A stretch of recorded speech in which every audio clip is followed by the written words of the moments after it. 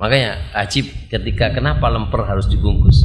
Karena lemper kalau tidak dibungkus, lemper akan ngiler. Kalau sudah ngiler, datang lalat. Jadi orang-orang yang pacaran ini lalat ya, datang kepada lemper yang ngiler.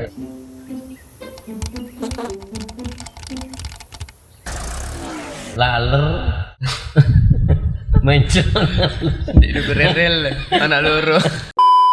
anak kira beliau ini duda keren karena punya anak kira beliau ini punya anak namanya Segaf sehingga ada Abu Segaf gitu. Ini dalam program Ngobrol Santuy kita datang ke antum terkait pembahasan kolbi. Ini kan pembahasan hati ya. Insyaallah. Kita ingin tanya Habib, apa sih arti makna daripada cinta itu terlebih dahulu? Maknanya itu apa sih kalau boleh tahu? Cinta itu gimana? وانا احبك يا سلام. Assalamualaikum warahmatullahi wabarakatuh. Alhamdulillah pemirsa dimanapun berada, kembali lagi berjumpa. Ini program pertama kali ya. Ini spesial program pertama. Karena ini spesial program pertama, kita akan hadirkan tamu-tamu yang juga spesial tentunya. Langsung aja kita sapa beliau Al-Habib Abdul Qadir bin Ustadz Taufik As-Segaf. Ahlan wa sahlan. Kaif halukum Habib? Ahlan wa sahlan. Alhamdulillah. Dan juga di sini ada sang produser daripada film Di Balik Tembok Keraton.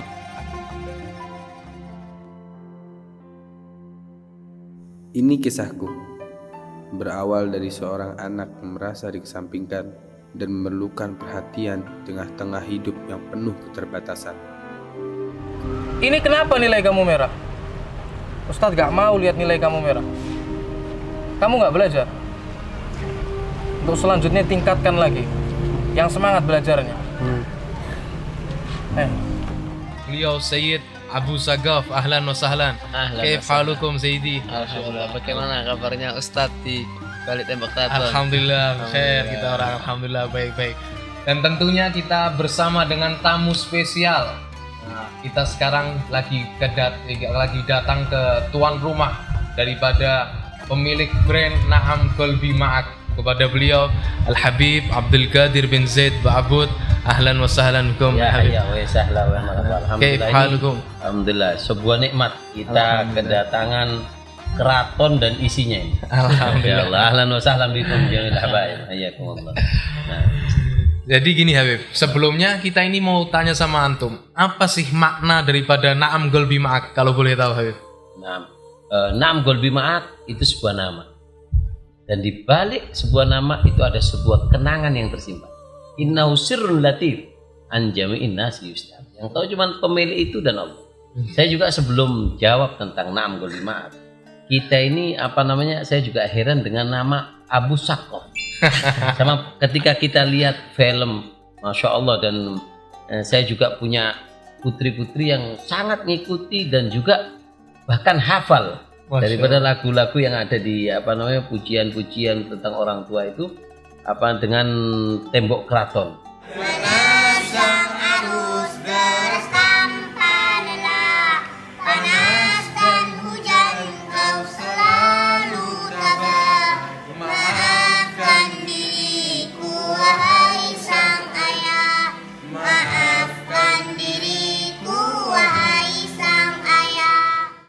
Di situ ada produsernya, di situ Abu Sakof. Ketika gelap halangi langkahku, engkau hadir menerangi hidupku. Berjuta ilmu kau beri padaku, guruku engkau pelita bagiku. Kenapa dulu? Sebelum anak jawab. Ya apa? Ya, ini pertanyaan mewakili orang banyak kayaknya ya. Jadi saya sering tanya, kenapa kok namanya Abu Sagaf? Semuanya bertanya-tanya. Padahal namanya Abu Bakar gitu Beb ya. Ya jadi sebenarnya sih nggak sengaja itu ya. Awalnya itu dulu saya punya Instagram namanya Bakar Sagaf. Namanya Bakar Sagaf. Kemudian nggak tahu kenapa tiba-tiba dihack, nggak bisa masuk. Ajib. Akunnya ada tapi nggak bisa masuk. Emailnya diganti. Ajib. Sampai sekarang pun akunnya ada, kalau mau dicek Bakar Sagaf.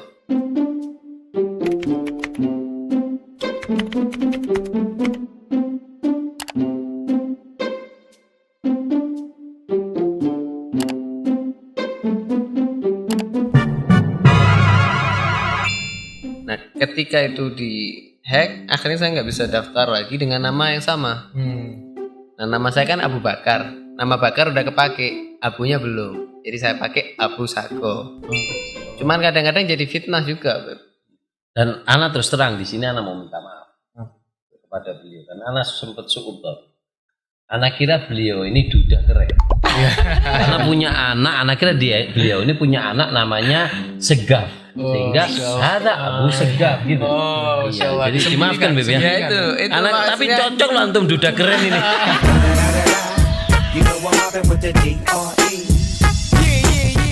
Enggak ya, jangan percaya. Ini penggiringan opini. Masih jomblo ya. Kalau antum gimana Beb? Makna daripada na'am qalbi ma'ak tadi, antum yang mau antum jelaskan tadi? Nah, sebenarnya ya itu sebuah kesan dan pesan Al-Faqir ketika Al-Faqir di kota Tarim. Ketika di kota Tarim, ketika di situ Al-Faqir dalam keadaan terpuruk, kita capek hafalan. Ketika Al-Faqir masuk ke kota Tarim, hafalan berat. Riyadhus Shalihin, Quran, ini itu. Sedangkan Al-Faqir masuk ke sana umur 24 tahun. Masuk kota Tarim umur 24 tahun.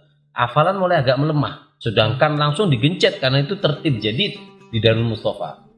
Sehingga Al-Faqir bingung masuk ke pemakaman para Sada Al-Alawi, pemakaman Zambal. Di situ Al-Faqir Al-Faqir pandang, nggak baca Yasin kita pandang. Akhirnya terbesit di hati anak, kenapa kok anak nggak masuk ke mereka? Sedangkan para solihin itu terkadang mereka, para sahabat mereka mengatakan bahwasanya anak nggak punya modal anak cuma cinta ya sama Rasulullah. Nah dari situlah Al-Faqir menunjukkan bahwasanya na'am qalbi ma'ak. Ya salaf, wahai salafku, hatiku selalu bersama. Karena Al-Faqir pernah dengar kalimat dari Ba'dul Masyayina, Allik qalbak bisalafik ya'ti kal madad min kulli nafas. Salam. Gantungkan hatimu dengan para salaf kamu, maka kamu akan mendapatkan sir mereka fi kulli nafas. Setiap satu nafas kamu dapat. Nah dari situlah Al-Faqir pingin walaupun dengan ucapan pertama yaitu na'am qalbi ma'ak. Walhamdulillah Habib. Nah innamal a'malu binniyat. Dari situlah Al-Faqir niat ingin bersama mereka sehingga Al-Faqir sampai ke Indonesia. Na'am qalbi ma'ak itu kita buktikan dengan sebuah karya nyata adanya kampung tadi. Ya Tarim, ya Tarim, Syailillah, Syailillah, Syailillah, Syailillah. Ya Tarim, ya Tarim, ya Tarim, ya Tarim, Syailillah, Syailillah, Syailillah, Syailillah. Dalam. Masya Allah. Ini dalam program Ngobrol Santuy kita datang ke antum terkait pembahasan kolbi. Ini kan pembahasan hati ya. Masya Allah. Kita ingin tanya Habib, apa sih arti makna daripada cinta itu terlebih dahulu? Maknanya itu apa sih kalau boleh tahu? Cinta itu gimana? Sebenarnya anak tidak pantas karena cinta itu hal yang sangat berat, dan sulit untuk dipecahkan. Teka-teki yang belum bisa dipecahkan itu adalah cinta. Nah makanya para solihin ketika ditanya dan para pecinta ketika ditanya apa sih arti cinta, mereka ada yang mengatakan bahasanya al-mail fil qalb ilal mahbub, condongnya hati kepada orang yang dicintai itu cinta. Ada yang mengatakan bahasanya asyuur wal wijdan fil qalb, gejolak dan rasa yang penuh warna di dalam hati kepada orang yang kita cinta. Ada juga yang mengatakan bahasanya apa sih cinta? Cinta itu adalah alam mubarrah ala man faqadahul mahbub, yaitu adalah sakit yang luka yang sangat dalam ketika kita ditinggal oleh orang yang dicinta. Ada juga yang mengatakan bahasanya apa itu cinta? Cinta itu adalah al-unus ila liqa'il mahbub. Rasa tenang, rasa tentram dan cita-cita untuk bertemu dengan orang yang dicintai. Bahkan mereka mengatakan bahwasanya fala tuskimuni bitulil jafa wa munnu biwaslin walau fil manam. Bahkan mereka mengharapkan kepada orang yang dicintai walaupun berjumpaannya di dalam tidur. Makanya para sholih mengatakan bahwasanya min umki, dari dalamnya makna cinta la yattafiq ala makna wahid. Gak ada yang mereka itu sepakat cinta itu maknanya ini. Tapi setiap orang yang jatuh cinta memberikan sebuah ungkapan yang baru lagi tentang cinta. Jadi kita nggak bisa menentukan apa itu cinta kecuali setelah kita jatuh cinta. Yes. Cinta itu pengorbanan. Jadi kalau orang ini cinta harus cinta dengan kekurangan. Misalkan orang kalau cinta sama perempuan itu bukan cinta karena kecantikan, tapi mencintai kekurangan yang ada di perempuan. Itu baru namanya cinta. Dan ini terjadi, ada seorang saleh, mereka datang mengatakan, "Qul ya Syekh, ana hibbuk. Ana cinta sama antum." Syekh ini melihat bahwasanya nggak ada sidik di dalam dirinya. Cuman cinta kepada mahasin, tapi masawi dia nggak mau. Ana cinta sama antum tapi baik. Kalau nggak baik, ana nggak cinta. Sehingga si Syekh ini tahu bahwasanya ini ada unsur nggak jujur dalam cintanya. Syekh ini ngambil batu dilempar. Kemudian orang yang ngaku cinta itu lari semua. Kata Syekhnya apa? Wallah kadzabta. Bohong kau. Kalau kau cinta, lama faratu min balai. Kalau memang kau cinta, kau nggak akan lari dari kejelekan. Makanya dikatakan bahasanya la tadai fa innal mahabbah lu'atan. Jangan ngaku cinta karena setiap cinta itu ada bukti. Seperti dikatakan oleh Abdul Qadir. Gak mungkin orang cinta cuma kebaikannya. Itu namanya Abdul Ihsan, bukan mahabbah. Memang cinta ini misterius. Gak bisa dianu ya. Sampai katanya Habib Ali Habsyi itu dikatakan inna sya'nal hawa gharibun ajibu. Najib. Min hudun nutki ada ya sahi abkamu. Naam. Sesungguhnya perkara cinta ini mengherankan, membuat bingung. Kenapa? Di situ membuat orang yang bisa berkata-kata yang mampu berbicara menjadi bisu. Allah. Ya sahabat. Wa kadzal aqilul hakimu idza ma dzaka ta'mul hawa tahawwala mughram. Naam. Dan begitu juga orang yang berakal ketika dia itu merasakan apa yang ada dalam kecintaan, dia menjadi orang gila. Ini kalau dibahas dalam terus ini. Ini kelas berat. Tapi memang cinta itu kayaknya macam-macam. Mana pernah sempat baca itu memang macam-macam. Ada cinta itu yang diartikan seperti tadi. Kemudian ada cinta antar saudara, cinta dengan guru dan yang lain. Kayaknya ada sedikit perbedaan atau gimana? Naam, al-mahabbah adalah darajat.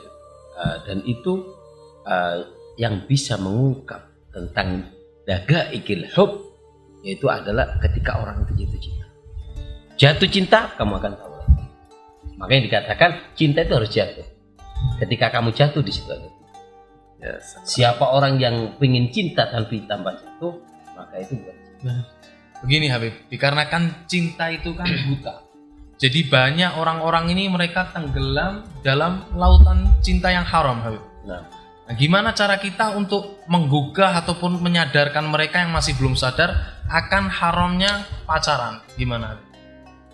Nah, dikatakan bahwasanya bahrul mahabbah ghazir. Allah. Lautan cinta itu luas.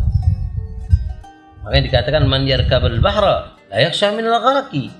Kalau kamu nggak siap berenang, nggak punya kapal, jangan ke laut dong. Kalau kamu nggak punya skill di dalam bercinta, jangan jatuh cinta. Dan mereka yang sudah mulai terjun ke dalam lautan cinta, bagaimana supaya mereka sadar? Mereka harus membedakan ini bahrul hawa atau bahrul mahabbah. Ini lautan yang anak karungi, ini lautan hawa nafsu, atau di situ lautan cinta. Karena dikatakan bahwasanya al-hub wasyahwa farquhu daqiq. Beda lautan cinta dan lautan hawa nafsu tipis sekali. Makanya dikatakan bahwasanya syahwat itu merusak. Bahkan dikatakan ruhisul hub bisuqi syahwat. Cinta itu menjadi hina ketika dia dijual di pasar syahwat. Karena cinta memiliki tempat yang khusus. Barang dari supermarket dijualnya di kaki lima. Jatuh dong. Lalu bagaimana cara menggugah mereka? Ada dua hal. Yang pertama adalah kita kasih mereka pengetahuan ilmu tentang cinta hatta yafham mafhumus sahih anhu. Karena Islam berperan di dalam memberikan majal yang kuat jalan daripada cinta. Jadi kita kasih tahu kepada mereka apa sih itu cinta supaya mereka tahu apa itu cinta, bagaimana maksud dan tujuan daripada Allah memberikan kepada jiwa manusia yang namanya cinta. Makanya dikatakan bahasanya innal hub asma ma yanzil minas sama. Cinta itu adalah nikmat atau sir pemberian Allah yang paling agung yang Allah berikan kepada kita.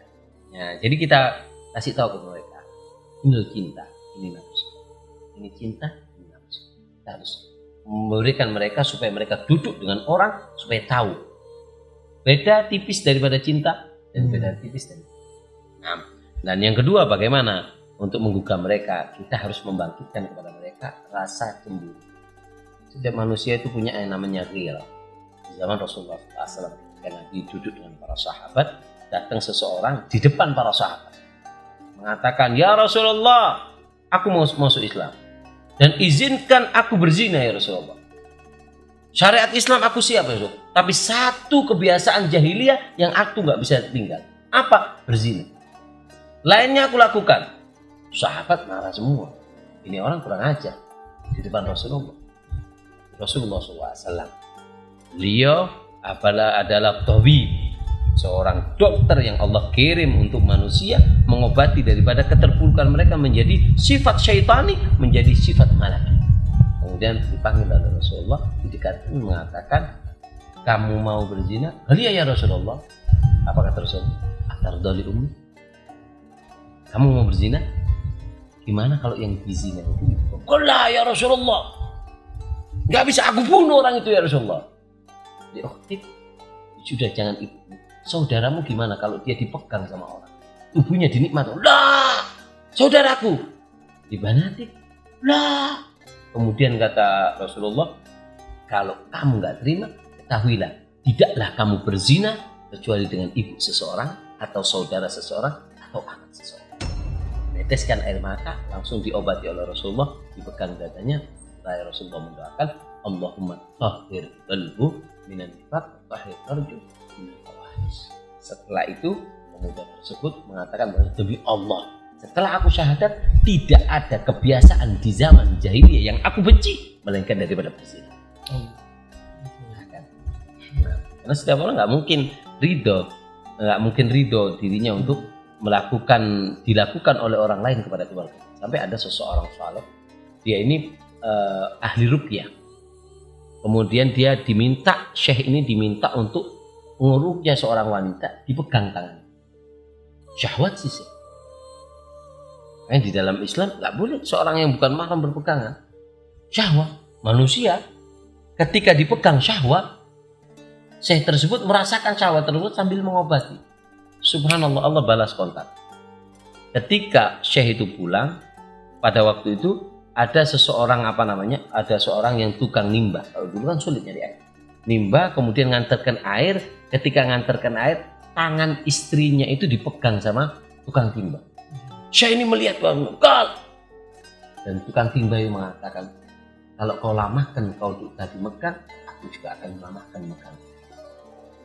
Situ Syekh langsung tobat dan dia tahu bahasanya kehormatan seorang lelaki maka membuat kehormatan seorang perempuan. Maka kata Rasulullah, wa'ifu al-farisah.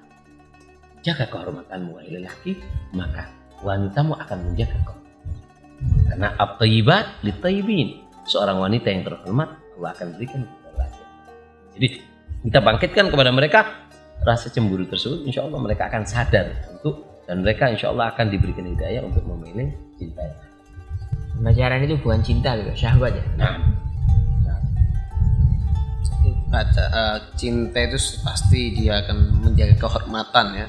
Dan lautan cinta itu sudah luas gitu. Jadi kalau nggak ada keahlian, mending jangan nyemplung deh, tenggelam ntar. Bahrul mahabbah ghazir, galil man qad naja. Allah. Naam. Tak ada rasa. Naam. Lautannya dalam, arusnya kenceng, Jangan coba-coba. Sedikit yang selamat dari situ. Khotor bihubbu katsir. Naam. Ad'af bihubbak. Ya salam. Ada kala saghir. Ada kila saghir. Terlalu Masih kecil. Masih kecil. وانا احبك احبك احبك يا سلام يا مريتي يا سلام خاطري وانا احبك يا سلام. Ya, dan kecilnya seseorang itu dikatakan bukan karena umur. Siapa orang yang selalu taat kepada Allah, Allah anggap dia besar walaupun dia kecil. Dan siapa orang yang bermaksiat kepada Allah walaupun dia besar, Allah anggap dia kecil. Karena dikatakan man asalla bijawarihi kharaja min aqli syai'an la yarja ilaihi abada. Siapa orang yang bermaksiat dengan anggota badannya, maka Allah akan tarik apa yang ada di dalam diri pikirannya sedikit demi sedikit dan tidak akan Allah kembalikan selama-lamanya. Jadi dia akan kecil. Jadi yang membuat kecil manusia itu adalah ketika bermaksiat kepada Allah. Semakin kecil dia. Kita mau tahu nih, para teman-teman pastinya penasaran ya, hikmah dibalik diharamkannya pacaran ini apa sih? Karena banyak dari teman-teman mereka itu ya merasakan banyak kenikmatan, kesenangan, ketenangan dalam berpacaran. Ya, jadi mereka tahu kenapa sih diharamkan, ada hikmahnya tadi balik pacaran tadi. Diharamkan pacaran itu ada hikmahnya. Memang Masya Allah ya, tidak ada sesuatu yang dilarang oleh Allah kecuali di sini. Sebelum Al-Fakir jawab, kita ingin minta kepada Habib Kadir. Waduh, kok ditembak-tembak gini nih bahaya ini. Mungkin ada ibarah Habib untuk teman-teman tentang apa yang antum paham tentang kok bisa diharamkan ini. Hikmahnya apa? Ya mungkin Islam ini pemikiran sendiri gitu. Nah, Antum kalau tanya ibarat kita mana belum tahu. Sebagaimana cinta itu keluar. Begitu juga ilmu yang antum miliki. Terkadang ada yang antum miliki yang nggak ada di kita. Sehingga setiap ucapan antum akan menjadi kitab untuk anak cucu. Allah. وانا احبك احبك احبك يا سلام. Bahaya ini ngomongnya. Allah. Bahrul Mahabbah Wazir. Nah. Kurang utnya aja. Jadi Islam ini melihat manusia ini dari lahir sampai meninggal. Sedangkan perjalanan kehidupan manusia ini ada masa kanak-kanak, ada masa remaja, ada masa dewasa, ada masa tua, ada meninggal, ada masa akhirat. Anak itu punya keinginan berpacaran itu biasanya di masa remaja. Dia ingin berpacaran, artinya dia terjebak dengan hal-hal yang kurang baik. Berpacaran, kemudian sampai minum minuman keras, mungkin sampai narkoba dan lain-lain.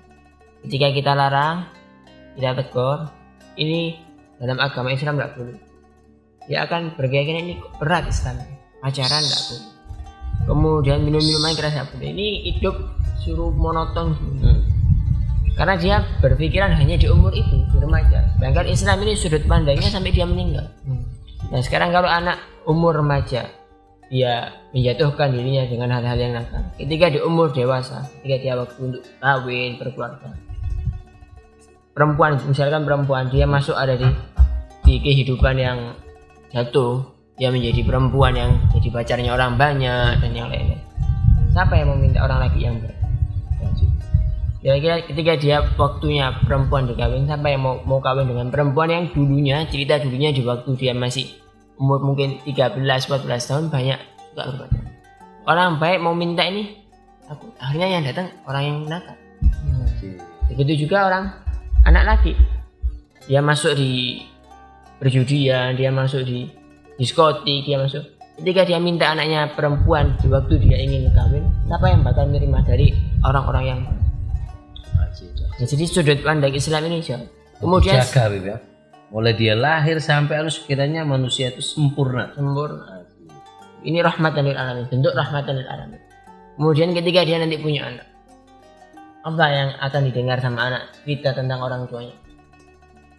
Karena anaknya itu satu di antara dua. Anaknya orang yang nakal itu satu di antara dua. Yang pertama, dia menjadi anak baik. Orang tuanya orang nakal, anaknya orang baik, tapi dia akan malu dengan orang tuanya. istilahnya bahasa kasarnya dia akan minder sama orang tua yang nggak. Kemudian yang kedua, anaknya ikut sama orang tuanya, bukan anak. Masyabaha aba mau zalam.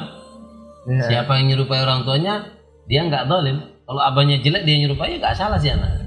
Haji. Kemudian belum urusan akhirat dan lain-lain. Jadi Islam ini sudut pandangnya bukan hanya di rumah, dijaga sama Islam, jangan melakukan ini sehingga perjalanan hidup ini ceritanya indah terus sampai akhir hayat. Kemudian kita umat Islam ini juga punya kehidupan nanti setelah kematian, ada akhirat, ada yang lain.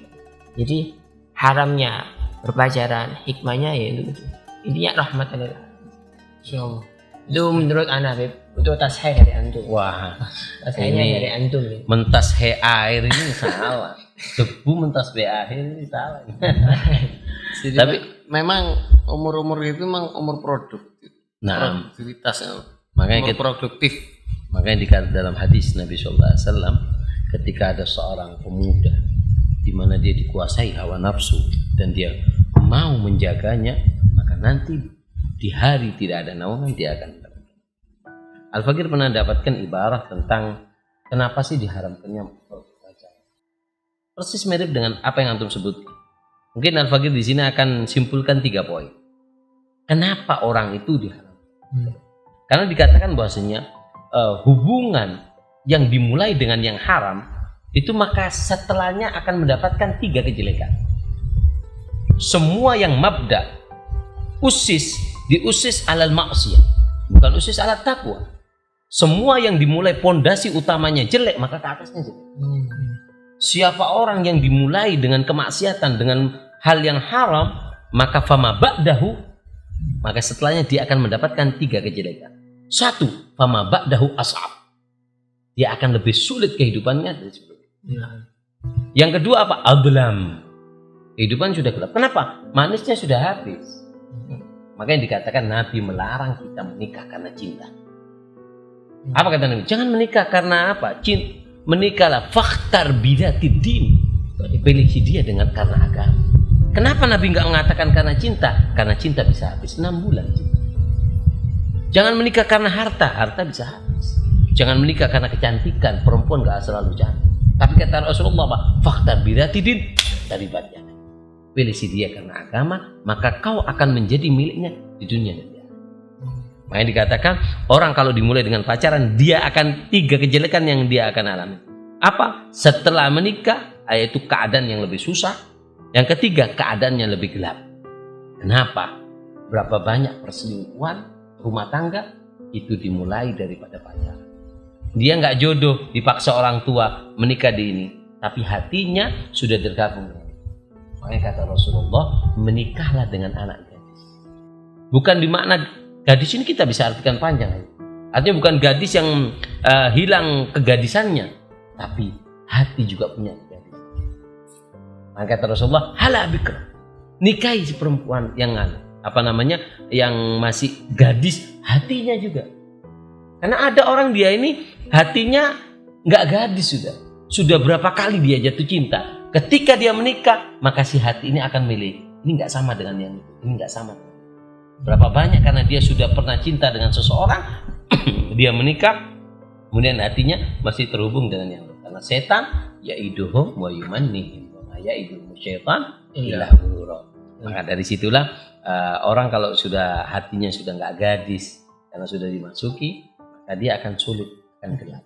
Dia akan menimbang-nimbang gitu. Tapi kalau dia bersih hatinya, kesucian, kegadisan hatinya diberikan kepada suaminya, maka dia akan menerima dan qanaah kehidupan. Dan yang ketiga, mafi hidayah. Pernikahannya nggak akan lama. Kenapa? Sudah pondasinya sudah rapuh. Pondasinya dengan nikah. Makanya Nabi selalu mengingatkan apa? Innamal a'malu binniyat. Dan hubungan pacaran itu penuh dengan kebohongan. Yang laki, walaupun laki ini misalkan dia orang yang pelit, demi pacar dia roman, hanya dia akan derma, dia akan menjadi orang yang derma. Begitu juga yang perempuan banyak menuntut, ketika dia pacaran dia akan menunjukkan kebaikan. Itu akan terbukti ketika dia berumah tangga. Jadi inti kebohongan. Nah, Saya Ajaran tertarik. itu penuh ke bawah. Saya tertarik mengutip dari Al-Quran. Jadi memang dalam Al-Quran diajarkan bahwa cinta itu dibangun dalam rumah tangga. Wa min ayatihi an khalaqalakum min anfusikum azwajan litaskunu ilaiha wa ja'ala bainakum mawaddatan wa rahmah. Litaskunu ilaiha wa ja'ala bainakum mawaddatan wa rahmah inna fi dzalika laayatin liqaumin yatafakkarun. Jadi memang oleh Allah sudah diciptakan istri dari manusia untuk kita tinggal bersamanya, kemudian nanti di situ akan dijadikan antara mereka mawaddah warahmah, kecintaan dan rahmah. Kalau itu saling melengkapi, saling menerima. Jadi cinta pada hakikatnya itu ya seperti tadi, menerima kekurangan apa yang ada, saling melengkapi. Hunna libasul lakum wa antum libasul lahum. Ya kurang lebihnya seperti itu. nah, Mungkin kalau lihat dari sejarah dulu, kita flashback dulu sebelum diutusnya Nabi Muhammad ya, zaman jahiliyah, memang kalau kita lihat ada di beberapa buku sejarah itu memang perempuan ini sangat dihinakan. Sampai saking hinanya itu mereka itu ketika punya anak perempuan malu, bingung, bahkan dibunuh. Bahkan sampai dibunuh oleh mereka.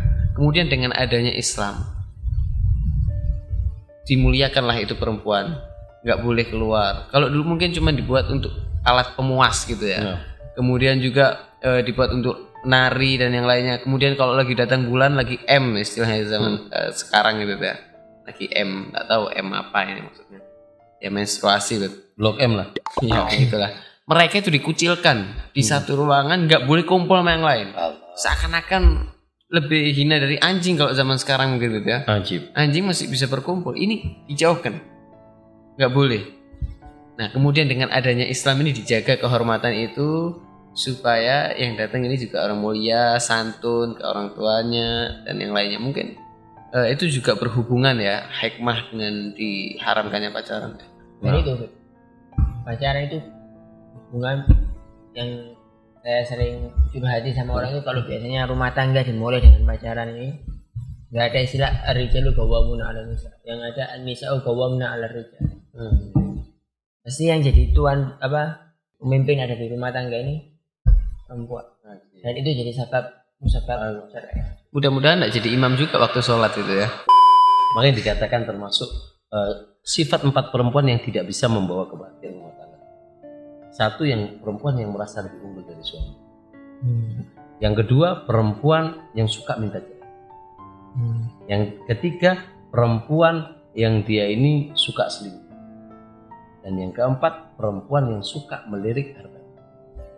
Jika ada 4 ini, maka perempuan itu tidak bisa membawa kebahagiaan. Makanya dikatakan di antara visi misinya orang kafir itu, mereka masuknya lewat wanita.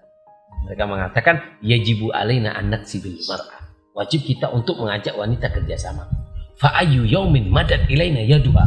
Kapan saja seorang wanita mau menjulurkan tangannya untuk kerjasama dengan kita, kata orang kafir, fuzna bil haram. Kita mudah melakukan perbuatan haram.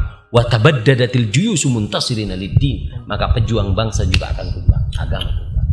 Kita lihat wanita sekarang diajak kerjasama, dikasih TikTok, dikasih YouTube, mereka buka aurat, sehingga pemerkosaan di mana, pelecehan seksual di mana, pencabulan di mana. Kenapa?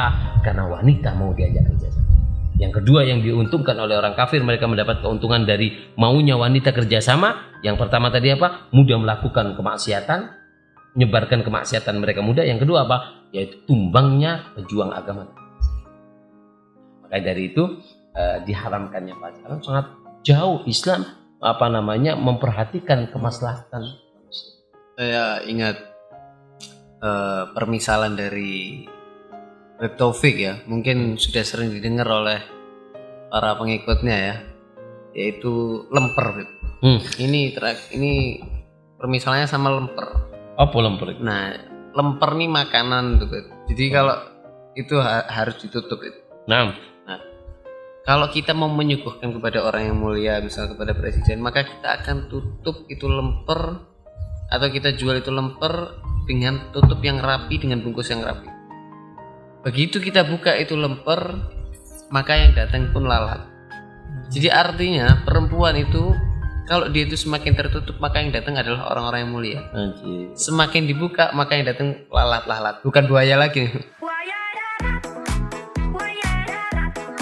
Terus kemudian juga ada lagi permisalan, sudah nggak usah omongannya Taufik, nggak usah cari yang aneh-aneh, nggak usah cari mau cari yang kaya dulu nanti dididik ini. Iya kalau panjang umur. Nah, kalau mati yang mau didik anaknya siapa gitu. Kemudian udah perintahnya Allah aja nggak didengerin, masih dilanggar, apalagi ente, apalagi kamu. Udah nggak usah aneh-aneh. Makanya ajib ketika kenapa lemper harus dibungkus, karena lemper kalau tidak dibungkus lemper akan ngiler. Kalau sudah ngiler datang lalat. Jadi orang-orang yang pacaran ini lalat ya, datang kepada lemper yang ngiler.